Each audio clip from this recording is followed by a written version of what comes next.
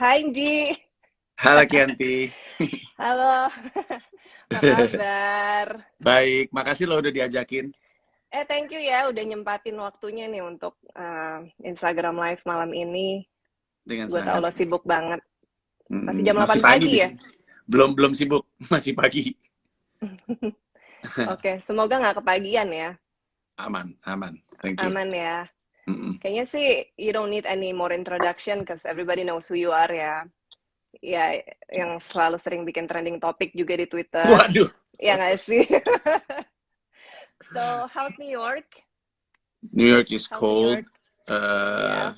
Terus tapi menyenangkan karena Hmm. gue punya kesempatan untuk melakukan stand up lebih sering di sini. Nice. Ini emang udah jadi mimpi lo juga ya. Betul, Dan ini udah yang kedua kali ya kalau nggak salah ya. Lo sebelumnya udah ke sana, terus lo pulang, terus lo balik lagi ya. betul, betul. Mm-mm. Jadi Mm. ini udah untuk settle ya di sana sama anak-anak sama Gamila juga atau Masih masih udah? mempersiapkan karena rencananya pindahnya baru Oke, Juni. Jadi salah satu alasan kenapa oke. gue balik nanti setelah 2 minggu adalah untuk wawancara visa untuk kebutuhan kerja di Mm-mm. sini. Oh gitu. Sekalian juga mungkin pas anak-anak udah naik kelas ya kalau Juni ya. Mungkin Iya ya betul, pindahannya ya betul, lebih betul. gampang ya. Mm-mm. Oke, mungkin nanti kita bisa ngobrol tentang New York lagi lebih banyak, tapi sekarang kita balik ke topik malam ini ya, pengalaman Mhm. saya pita kuning, Ya, hashtag saya pita kuning. Boleh ya. ya cerita-cerita dikit, gimana sih Di awalnya berdiri yayasan ini nih? Mungkin lo bisa ceritain dikit nggak dari perspektif lo? Iya, sebenarnya udah Heeh, udah dari lama sekali. Kalau kalau nggak salah sih 2006. heeh, 2006 terus udah gitu dulu tuh gue ikutan acara gitu di Trans TV, acara sketsa komedi. Nah, salah satu heeh, penonton bayarannya itu heeh, bilang bahwa dia tuh mahasiswi psikologi dan lagi magang di Rumah Sakit Darmais. Lalu dia cerita ada oke, satu anak ini ngefans sama gue dan anak ini udah apa namanya? Udah eh, udah udah nggak lama lagi lah umurnya gitu. Terus udah gitu dia pengen heeh, ketemu sama gue. Tahun heeh, 2006 kan gue gak terkenal-terkenal amat, jadi gue cukup kagum ada anak yang ngaku ngefans sama gue, dia nonton Kena Deh, ada di acara TV gue zaman dulu. Terus heeh, akhirnya heeh. gue memutuskan untuk nyamperin ini anak ke rumah sakit. Nah, disitulah gue pertama kali ketemu sama anak-anak dari keluarga yang tidak mampu. Terus gue ngobrol sama dokter di sana namanya Dokter Edi Tehuteru. Terus gue nanya, Heeh, ini pembiayaannya kan gede nih kalau kanker, siapa yang bantuin mereka? Terus udah gitu, heeh, Dokter Edi heeh, bilang, ya sebenarnya sih waktu itu belum ada BPJS ya, jadi masih pakai jam kesmas heeh, kayak heeh. gitu-gitu. Tapi itu Iya, iya. ada quote, ada mentoknya gitu, ada limitnya. Terus kalau misalnya mentok Hmm. limitnya, yang bantuin itu adalah segerombolan ibu-ibu ekspat yang suka arisan. Jadi ada ibu-ibu lintas negara gitu, orang Inggris, Amerika, ada orang Belgia, Belanda gitu-gitu, mereka suka arisan, nah mereka suka nyumbang. Nah terus udah gitu gue ngerasa ngerasa dibilang malu mungkin kurang tepat, tapi ngerasa kenapa kok bukan orang Indonesia yang nolong nih, kenapa orang bule gitu. Nah terus gue siaran nih Oke. di Hard Rock FM Heeh, Jakarta waktu itu, kebetulan heeh, heeh. juga memasuki bulan Ramadan. Terus gue Mm-mm. bahas anak-anak kanker itu selama 1 bulan di siaran gue. Nah, Hmm. em, waktu itu cara kami untuk memperkenalkan anak-anak di Darmais waktu itu nggak Heeh. pakai metode sedih-sedih gitu. Jadi selalu dikasih lihat bahwa anak-anak ini riang dan kita pengen terus bisa membuat mereka riang gitu. Dan Oke. akhirnya ternyata pendekatan itu disukain, terus pendengar Hard Rock FM waktu itu Hard Rockers jadi ikut bantuin, terus kekumpul dana, Mm-mm. terus kekumpul orang-orang yang pengen, terus orang-orang itu nyamperin gue, maksudnya pengen pengen bantu lebih lanjut, terus mereka nyamperin gue pas gue siaran, terus mereka Mm-mm. nanya, kita mau bikin ini nih komunitas, dulu namanya Community for Children with Cancer, C3, Community for Children with Hmm. Cancer. Hmm. Hmm. Setelah 1 tahun jalan, kami putuskan untuk waktu itu ketuanya namanya Lanang, diputuskan untuk bikin yayasan supaya kita punya rekening atas nama yayasan, bukan atas nama pribadi, biar lebih dipercaya Kredibel lah. ya. Mm-mm. Tahun 2007 resmilah kami menjadi Yayasan Pita Kuning. Gitu kurang lebih. Wow. Jadi bener-bener hanya karena ada anak pengen ketemu gue Iya, ngelihat iya, iya. mereka, terus gue pengen bantu Heeh. mereka. Di Oke. keluarga gue nggak ada yang kanker dan segala macam. Jadi cuman itu doang aja. Iya ya. Iya, karena ini sebenarnya nyambung ke pertanyaan gue berikutnya sih. Sebenarnya Hmm. kan tadi gue mau nanya kenapa lo milih bantu anak dengan cancer, karena Hmm. apa particular reasons-nya apa gitu. Tapi ternyata Hmm. bukan karena ada keluarga yang mungkin menderita cancer atau apa, tapi Hmm. karena lo ketemu sama anak yang udah stadium akhir, kemudian juga melihat jadi terekspos dengan Hmm. mereka yang Iya. kurang beruntung lah gitu. Karena Iya. kalau gue di sendiri nih dari Lau Lima nih contohnya kan karena gue baru pemula banget nih mendirikan komunitas ini kan cita-cita gue tuh sebenarnya karena gue basicnya adalah dokter mata anak kan sebenarnya gue tuh Hmm. pingin banget anak tuh bisa diperiksa matanya secara rutin dan gratis. Nah, Hmm. tapi kan karena ini gue kan ngelihat kasus sehari-hari ya, jadi karena mungkin ada mitos-mitos yang terkait kesehatan mata yang mungkin ingin gue lurusin atau juga ada anak-anak prasejahtera yang sulit mendapatkan akses yang kayak gitu loh. Tapi kalau lo mungkin beda ya Nji ya, lebih Hmm. ke karena exposure-nya. Nah Iya. itu 2007 itu udah 15 tahun uh, berubah dari komunitas ke yayasan, itu susah nggak prosesnya sendiri? Apakah ada kesulitan-kesulitan tersendiri yang dihadapi nih Hmm. waktu Seju- mulai beralih? Sejujurnya dari sisi Mm-mm, gue nggak terlalu bisa cerita banyak karena mm-mm. gue kan akhirnya diminta jadi pembina Iya, iya. dan harus gue akuin saat itu pun gue nggak terlalu aktif. Yang jalanin tuh Mm-mm, teman-teman pemimpin organisasi saat itu. Tapi mm-mm, dilihat dari mereka bilang sama gue bahwa mereka pengen bikin komunitas ini jadi yayasan, kemudian mm, pada akhirnya yayasannya establish.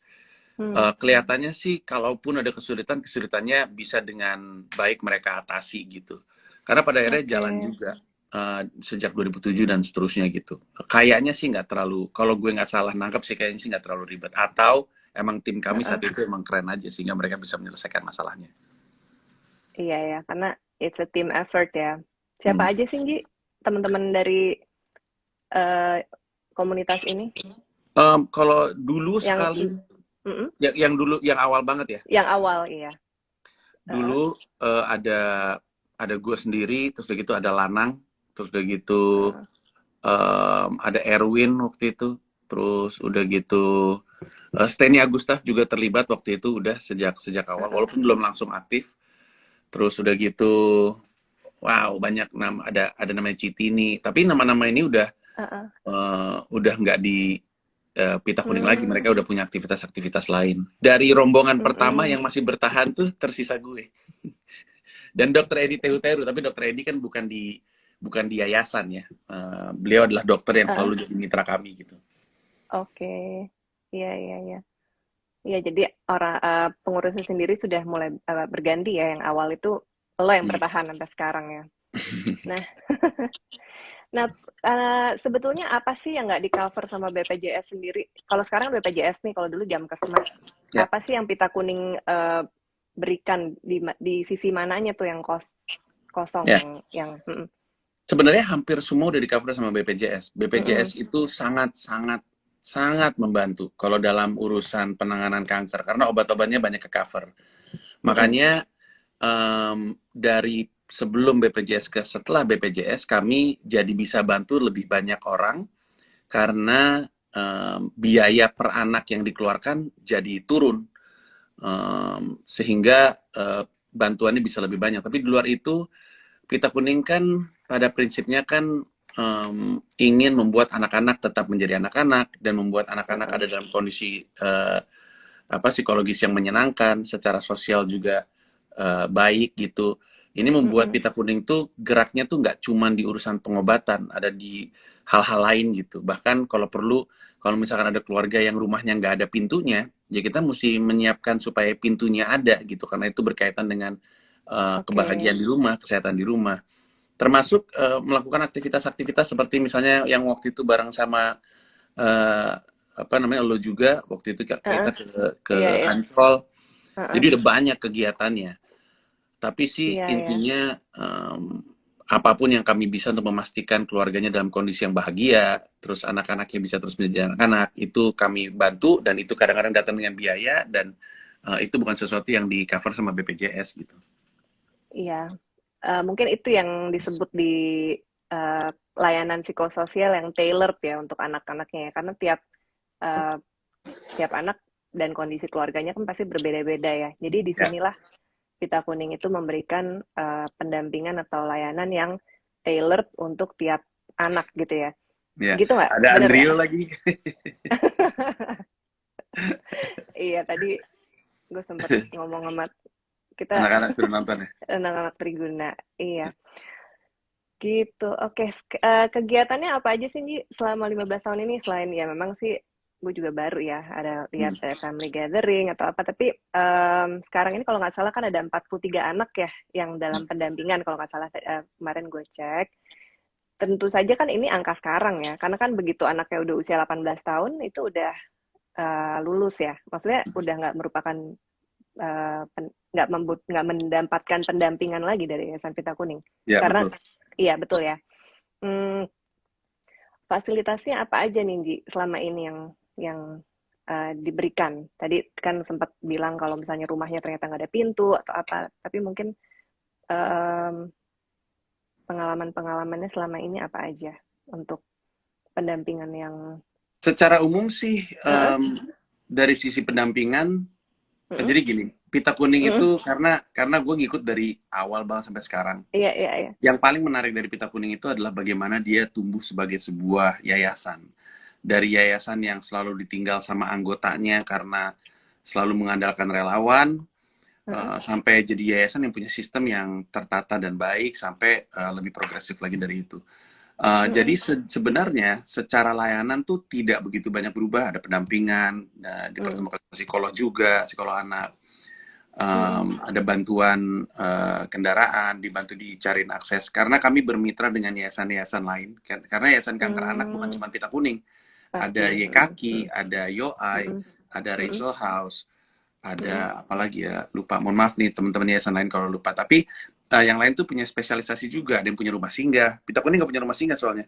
Ada yang punya rumah singgah, Heeh. jadi kalau misalkan dibutuhkan tempat tinggal, karena kadang-kadang di rumah Heeh. sakit tempat tidur kan terbatas, sehingga Iya. tempat tidurnya di kuota, jadi mesti rolling gitu. Kalau udah Heeh. sekian lama mesti keluar dulu dan daftar lagi.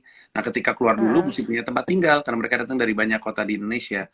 Nah, Jadi rumah dibantu singgah itu. diarahkan ke rumah singgah tersebut. Heeh. Tapi secara umum, secara layanan sih nggak terlalu Heeh. banyak berubah dari sisi prinsipil karena kami selalu bilang pengen ngasih layanan psikososial.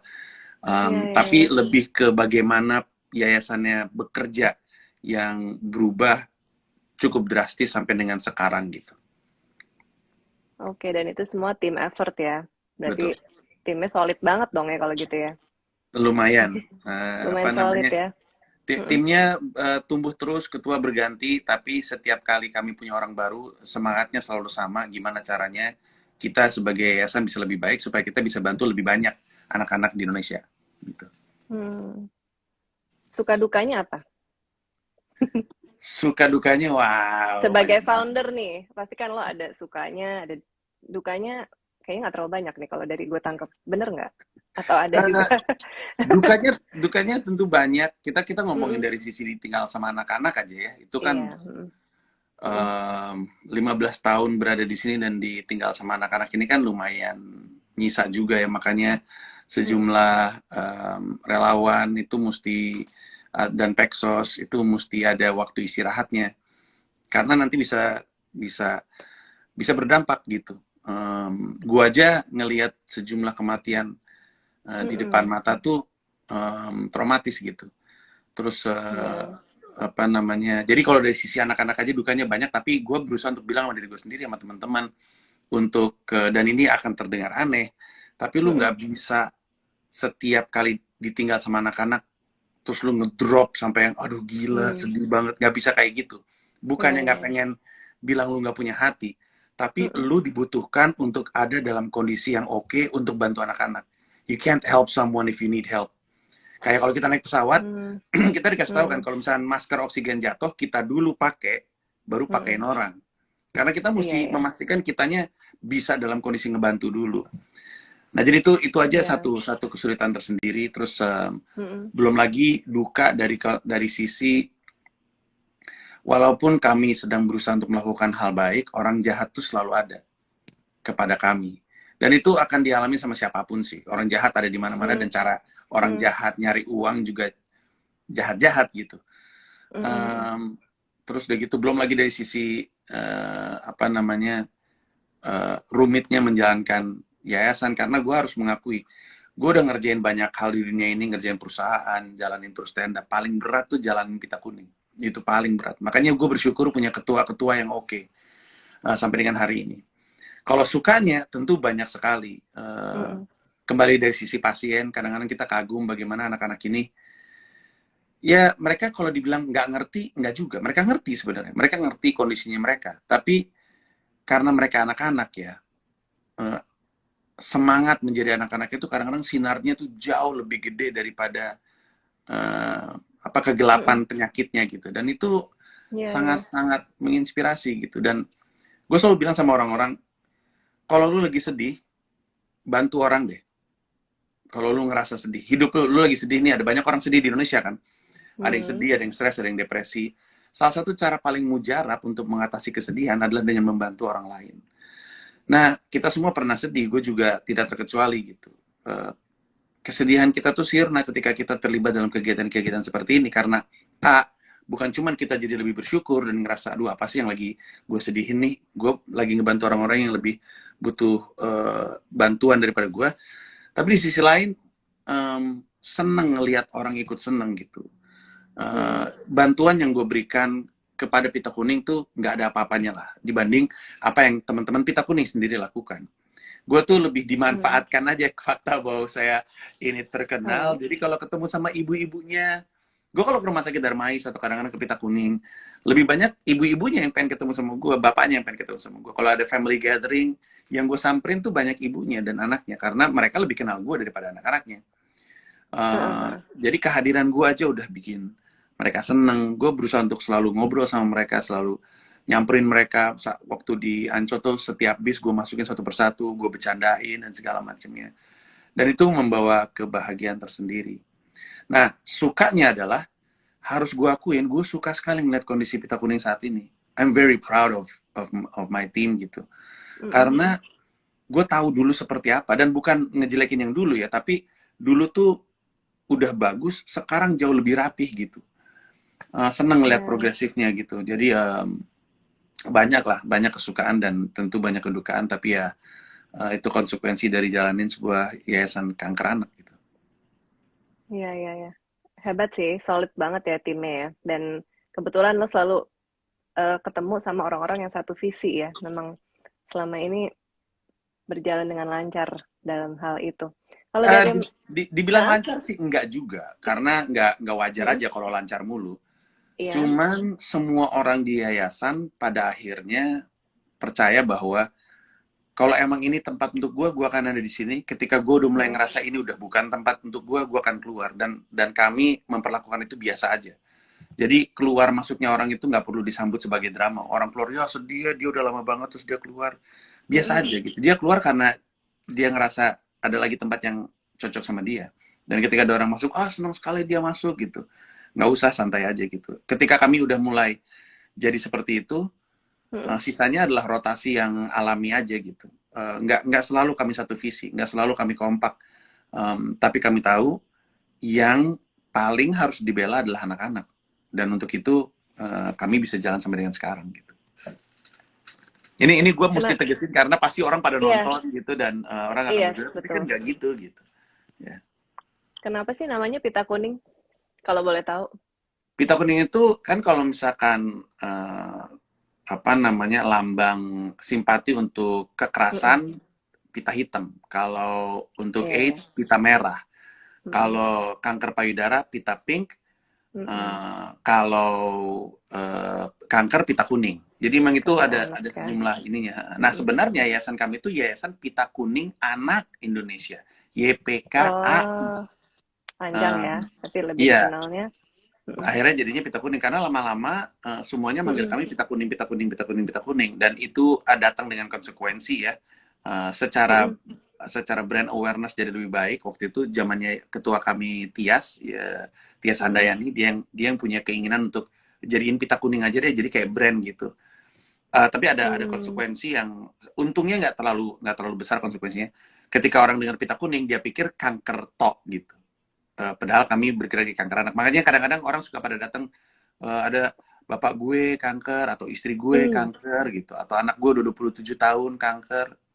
Aduh nih, kami untuk anak gitu. Tapi ya akhirnya disebut pita kuning karena jadi brand name. Karena dulu tadinya kami nyebut diri kami YPKAI, susah sekali. Jadi pita Iya, kuning iya, itu iya. lebih oke dari sisi brand. Kalau udah usia 18 tahun, biasanya gimana tuh, Ji? Yang udah, misalnya anak udah 18 tahun, sudah tidak menjadi anak lagi ya secara Hmm. kategori umur, Hmm. Hmm. tapi ternyata masih ada nggak pengalaman, mungkin masih terdiagnosis kanker tertentu, tapi usianya sudah 18 tahun, itu gimana prosedur? Ada pengalaman nggak di situ? Apa dipindah tangankan ke yayasan lain atau gimana? Ya, Heeh, gue yakin heeh, sempat ada kejadian seperti itu. Gue nggak tahu pasti, iya tapi ya, asumsi gue karena kami bermitra dengan yang lain, heeh, um, maksudnya dengan yayasan-yayasan lain, dengan lembaga betul, lain, ada stakeholder lain. Asumsi mhm, gue sih tentu di refer ke mereka gitu. di River ya, mhm. Ya. Nah, nah ini ada Oke, yang ngasih tahu nih kalau butuh referensi, yayasan ya, apa namanya, ada Anyo tuh. Tadi udah gue sebut ada yayasan Anyo. Oh Anyo, iya benar, Anyo, mhm. betul betul. Anyo, YKaki, Yoai, Rachel House, betul betul sekali. Thank Semuanya you. nih volunteer nggak sih, Ji, di dalam yayasan ini? Apa Enggak, enggak? iya. Justru itu salah satu perubahan terbesar yang salah satu yang terbaik. Dulu Pita Kuning seperti umumnya yayasan Mhm, itu turnovernya tinggi sekali karena biasanya relawannya itu mahasiswa, dan ketika mahasiswa ini udah mulai masuk ke skripsi, akhirnya mereka pengen ninggalin Pita Kuning gitu. Dan itu mmm, susah karena susah banget kalau misalkan setiap 6 bulan sekali, tiap 8 bulan sekali kita harus training orang ulang gitu. Akhirnya kami sekarang ada ada karyawan, ada peksos, ada relawan. Nah, jadi apa namanya, tanggung jawabnya beda-beda, apa namanya, benefitnya juga beda-beda. Kalau karyawan tuh di organisasional yang emang digaji, mhm. karena itu dibutuhkan kalau pengen pengen profesional gitu. Susah kalau jadi yayasan yang kalah dari sisi pengorganisasian dibanding korporasi gitu. Kenapa? Karena satu orang, misalkan kan kita mau nyari bantuan dari seseorang ya. Misalkan Mhm. ada manusia namanya Herman nih. Herman ini dihajar promosi dari kanan kiri. Ntar ada kopi Starbucks, ada film The Batman, nanti ada si Panji mau jualan stand up. Yayasan kalau tidak belajar untuk menjadi um, mungkin lebih ke social entrepreneurship gitu, entrepreneurial, susah untuk nembus kebisingan marketing effort ini, dan akhirnya nggak nyampe ke benak si Herman tadi. Padahal Herman sebenarnya mau bantu, cuma dia nggak tahu mau kemana. Nah, Mhm. dibutuhkan profesionalitas gitu dari sisi penyelenggaraan yayasan supaya kita bisa bekerja dengan baik, dan tentu nggak semuanya full time digaji karena ada undang-undangnya juga di Heeh. undang-undang yayasan di negeri ini, di negara kita. Jadi ada yang digaji, ada yang pekerja sosial, dan ada yang relawan. Relawan tuh biasanya sifatnya incidental gitu, kayak misalkan mau ada show, terus udah gitu, bukan mau ada show ya, misalkan mau ada kayak acara Event. gitu, itu Heeh, heeh. butuh relawan-relawan untuk bantu mengorganisasi anak-anak dan orang tua. Nah, manggil relawan gitu. Itu kurang Ada lebih. batasan umur nggak, untuk jadi relawan? Nggak ada Kayaknya nggak? sih, Mhm, kayaknya sih mhm. secara umum nggak ada, Enggak tapi ya? memang dibutuhkan um, apa ya? Kalaupun anak-anak pengen ikutan, ya akan sesuai porsinya juga gitu, dan dibutuhkan pembimbing juga karena ini Mhm. loh dibutuhkan kekuatan mental untuk bersama dengan anak-anak ini, karena anak-anak ini um, kayak kita nggak bisa nangis di depan mereka, kita nggak bisa kelihatan sedih di depan mereka gitu, karena kemoterapi itu bikin mereka jadi mood swingsnya kenceng ya, terus Iya. Mhm. jadi kita tuh nggak bisa kayak ngeliat anak ini terus ya kasihannya lu, terus kita nangis di depan anak ini, lu apaan sih, lu ganggu mood gue aja deh gitu. Jadi butuh butuh kedewasaan juga sih, harus diakuin gitu. Untuk Eh, pastinya mungkin teman-teman Pita Kuning bisa cerita, bisa jadi ada batasan umurnya untuk jadi relawan gitu. ini tadi Raka Pramundito jawab Ah, ini ketua minimal gua. 21 tahun. Iya, Nah, minimal itu dua dia puluh tuh. satu tahun. Ya. Mhm. Jadi tadi sebenarnya ada titipan Galak pertanyaan, tuh bisa nggak ketuanya. anak ha, harus tegas lah. Hmm. Jadi ada titipan juga, boleh nggak anak-anak SMA, tapi minimal 21 tahun ya. Anak-anak SMA Hmm. mungkin belum belum cukup matang juga ya secara emosional mungkin untuk mendampingi Ya, tanpa ikut ke bawah perasaan gitu ya, betul. mungkin. Mm-mm. Nah, gue agak melenceng sedikit boleh Anji ya. Boleh. Kalau lo kan lo pernah ngomong ya kalau lo nggak akan menyesal kalau lo tahu lo udah pernah melakukan apa yang lo inginkan ya. Bener Mhm. nggak nih? Bener Betul. nggak sih quote-nya? Ya ya. Nah untuk teman-teman kita yang nonton nih malam ini, apa sih modal keberanian lo? Contohnya nih selain untuk Pita Kuning sendiri yang awalnya ada ups and downs, tapi saat ini kan udah berjalan baik ya. Nah udah lumayan banget berjalan baik karena udah merambah juga ke kota-kota lain. Nah, gimana tetap bisa live your dreams while also being a father or provider to your family. Karena ini kita di sini juga banyak mungkin parents yang nonton dan mungkin ngikutin juga cerita lo, gimana lo memutuskan untuk pindah uh, to live your dreams. Hmm. How do you decide that? How do you do it? Keberaniannya Gua itu. ya gue bersyukur sih karena Mm-mm.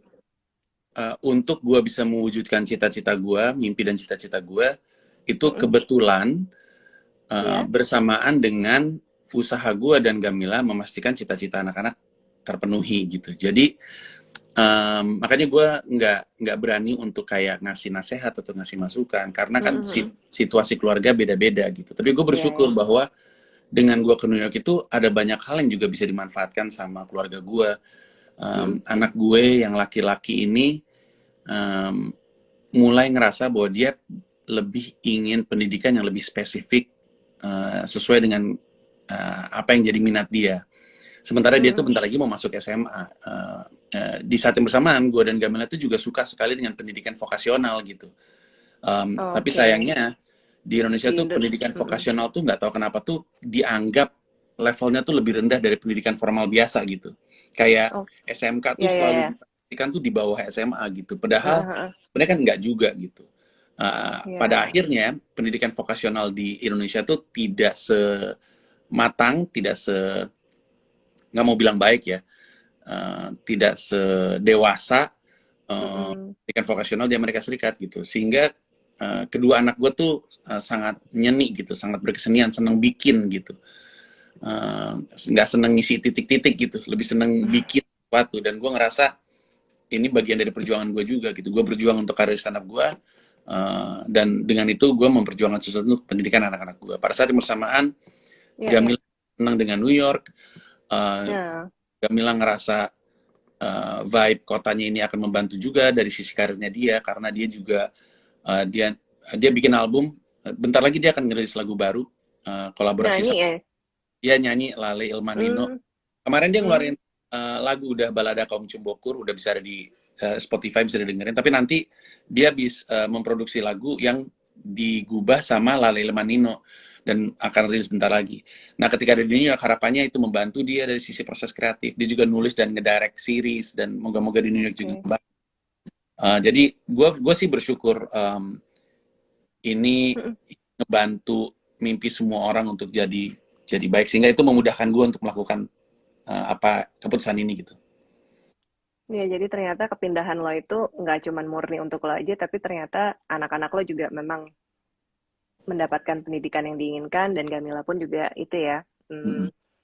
Jadi nggak ada yang terpaksa gitu ya dengan kata lain Mm. ya. Sebenarnya semuanya happy ya untuk Iya, pindahan ke syukur. New York City.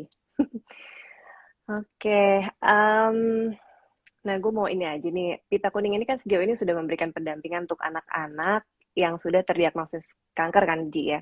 Jadi Ya. udah positif terdiagnosis ya. Sedangkan Mm-mm. kita juga tahu kan bahwa deteksi dini itu juga nggak kalah pentingnya ya, berperan banget kan. Karena kan keberhasilan penanganan kanker sendiri itu kan juga tergantung dari deteksi dininya ini akurat atau cepat atau enggak gitu ya. Nah, ini juga menarik nih, karena gue dokter mata ya, gue mau titip aja sih sama lo, karena kanker mata pada anak tuh yang cukup sering tuh namanya retinoblastoma, itu sebenarnya deteksi dininya cukup gampang, Mm. kan, apalagi sekarang dengan smartphone, itu Mm. juga udah gampang banget gitu, dengan lo foto, refleks merah, kalau lo pernah lihat di kamera tuh yang namanya red reflex, Hmm. Nah, itu normal kan, jadi memang mata kanan dan kiri itu dua-duanya refleksnya tuh merah. Nah, dikala salah satu refleks matanya itu nggak merah, ya, biasanya itu menandakan ada sesuatu yang tidak normal. Hmm. Apalagi kalau refleksnya itu seperti refleks hewan kesayangan lo, Ji, Hmm. ya kan? Ih, Iya, iya gitu. Jadi kalau refleksnya oke, oke. kuning menyala gitu, Ya, itu ya. sebenarnya udah tanda-tanda awal segera dibawa untuk Hmm. bisa dipastiin ini berpotensi keganasan, kanker mata atau enggak I see. Oke. gitu. Terima kasih infonya Dokter Kianti. Ah, sama-sama. Thank you ya. Mungkin kalau teman-teman di sini udah tahu juga kali ya kalau mau nyumbang atau mau memberikan donasi rutin secara rutin ke Pita Kuning, itu bisa lihat di Instagramnya, Mhm. ya Nji ya, Betul atau sekali. di websitenya, Mhm. websitenya www, Pitakuning.or.id. ya pitakuning.or.id. Nanti tinggal masukin nama, nomor WA dan email ya kalau nggak salah. Terus, Ya kalau nggak salah. Rekening juga terus, tertulis tertera kok di situ biasanya. mm-mm, terus akan mendapatkan konfirmasi mau berapa lama memberikan donasinya. Ya Hmm. kan, ada yang 6 bulan, ada yang lebih dari itu. Ya. Gitu. Ini sih udah banyak ya ngobrolnya ya. Ada tambahan lagi nggak, Ji? Mungkin yang belum di-sharing ke kita, Anilas, eh, tentang Pita Kuning secara umum Nggak ada dari lo. selain Mm-mm. selain bahwa orang tuh kadang-kadang ketika dengar Mm-mm. ajakan untuk membantu anak-anak kanker itu suka Uh-uh. gentar karena biasanya Mm-mm. karena mereka tahu kanker itu biayanya besar. Tapi gue mau Uh-uh. ngingetin bahwa sebenarnya di kami di Pita Kuning itu tuh nggak ada bantuan besar, nggak ada bantuan kecil, adanya mau ngebantu atau tidak. Karena yang Ya. akan menentukan itu besar atau kecil adalah sebenarnya dia yang menerima gitu, si penerimanya. Mm-mm. Kadang-kadang kehadiran kita adalah bantuan besar untuk orang gitu. Kadang-kadang bahwa kita ada di depan si orang tua itu adalah bantuan juga gitu, yang nggak bisa dinilai gitu. Dan sebenarnya secara rupiah mungkin nol. Di sisi lain, kadang-kadang kita bilang, wah gue udah kerja sih, tapi sorry nih gue paling cuma bisa nyumbang 50.000, 50.000 apaan sih untuk kanker. Nah, tapi 50.000 itu kalau kita ngomongin duit itu kita bisa beli kertas, bisa beli Mm. krayon, anak-anak bisa lupa kalau dia sebenarnya sedang sakit berjam-jam gitu. Mhm. Jadi jangan Iya ya. tahan diri kita kalau misalkan emang pengen ngebantu, Mm-mm. pelajari caranya di mungkin mulai dari follow kami di sosmed. Mm-mm. Pita Kuning ada di TikTok, ada di Instagram, ada di Twitter, ada di YouTube. Silakan cek aja nanti akan ketemu, atau pelajari websitenya di pitakuning.or.id. Selalu ada Mm. jalan kalau misalkan emang pengen ngebantu. Kalau enggak juga nggak apa-apa karena setiap orang panggilan jiwanya beda-beda. Ada yang nggak Mhm. terpanggil untuk kanker anak, lebih terpanggilnya untuk anak-anak terlantar atau mungkin untuk Mm. pendidikan atau mungkin untuk Anak HIV/AIDS atau berkebutuhan apapun ya. khusus. Iya betul Mm-mm. sekali. Ada banyak Mhm. panggilan, nggak Mm-mm. apa-apa. Tapi sekiranya ngerasa pengen ngebantu Iya. anak-anak kanker, jangan tahan diri diri lu. Selalu ada cara gitu. Gitulah. Itu aja. Dan nggak selalu bentuknya harus nominal ya. Artinya kalau Hmm, misalnya lo mau jadi volunteer pun juga itu merupakan suatu bantuan yang betul, tidak ternilai ya. betul. Mungkin satu lagi boleh Anji, pertanyaan dari gue. Boleh? Oke. Nah, anak-anak yang menjadi pembinaan dari Pita Kuning ini kan anak-anak yang memiliki kondisi penyakit berat, kemudian juga datang dari keluarga yang prasejahtera gitu ya. Eh, Kadang-kadang ini kan gue nggak tahu deh, ini membuat insecurities nggak Kak, di anak itu sendiri atau enggak ya? Maksudnya Ada insecurities nggak? karena mereka datang Karena dari keluarga kondisi nggak mampu. mereka, iya. Itu Kalau anak-anak rasanya enggak sih Kianti, karena ini ada enggak satu ya? cerita yang sangat menarik ya. Mm-mm, mm-mm, Ada satu anak ini gue lupa spesifiknya apa mm-mm, desanya apa, tapi mereka datang dari Kalimantan. Gue mm-mm, ketemu sama nih anak, anaknya mungkin umurnya masih 7. Dia di rumah sakit waktu itu sama bapaknya. mm-mm. Ibunya masih di kampung, masih di desanya, karena ibunya juga belum melahirkan. Jadi mereka cuma di Jakarta, di rumah sakit itu berdua, bapaknya sama dia. Bapaknya buta huruf. Sehingga dia, anak 7 tahun ini, yang menulis semua formulir rumah sakit. Coba bayangin. Wow. Em, anak ini nggak nggak kelihatan, setidaknya nggak Iya, mengasihani iya. diri dan segala macam, dia Heeh. melakukan apa yang perlu dia lakukan aja gitu. Jadi untuk anak-anak ini mungkin mereka nggak terlalu ngerasa, biasanya beban sih di orang tua, makanya Orang tua ya setiap lebih berat kali ya. iya setiap kali gue ke sana, gue selalu juga ingin mendekatkan sama orang tuanya gitu, bikin mereka happy karena em, ya, kita kalau anak panas aja atau siapapun Mm-mm. yang punya anak di Indonesia, kalau misalnya anaknya sakit, ngeliat anak di infus aja kadang-kadang suka ngerasa, duh gue goblok banget jadi orang tua anak. Kita bisa ngebayangin nih orang tua dengan anak yang punya kanker ini seperti apa gitu. Iya, Eh, iya, dan iya. dan dan dan apa namanya ya, kita mesti mikir ke arah sana juga gitu. Iya, memang sih kalau jadi orang tua sih pasti lebih baik rasanya mereka kalau bisa mereka yang sakit lebih baik mereka yang sakit ya daripada Hmm, anaknya ya. Hmm, betul. hmm. Iya. Gitu. Oke, Ji. Maybe kayak kita udah ngobrol banyak banget. Thank you so much for sharing untuk Sama-sama. Pita Kuning, Yayasan Pita Kuning. Semoga sukses, tambah sukses juga karir lo di New York, Amin. ya. Amin. Oke, thank you so much ya. Thank Sampai you. ketemu. Bye-bye. Makasih semua yang nonton. Bye. Bye.